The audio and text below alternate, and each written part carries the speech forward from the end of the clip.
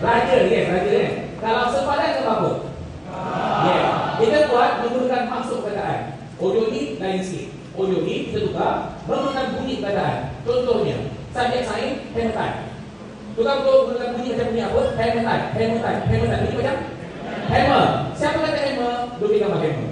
Tapi dia hafal, dia kata hammer. Kalau dalam exam, kita tengok, oh, hammer.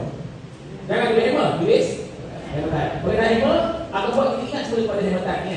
Sama macam kaset tadi. Dia boleh beli gambar, kaset. Form 4 dengan form 5, kita nak tulis kaset apa? Kalau benar, kita kata, apa yang tulis gambar sekarang? Apa buat ni? Oh, yes, jadi one forward kan? Okey, ada kata bunyi macam brand gambar tu.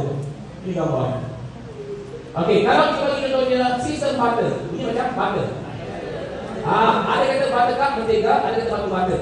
Siapa kata buttercup, tetap buttercup macam tu. Batu butter, nampak gitu. Okey, kalau kita bagi contohnya laporan ban, bunyi apa ban? Sounds like ada kata bani, ada kata roti ban ya. Roti ban ini apa? Ini lagi bani kan?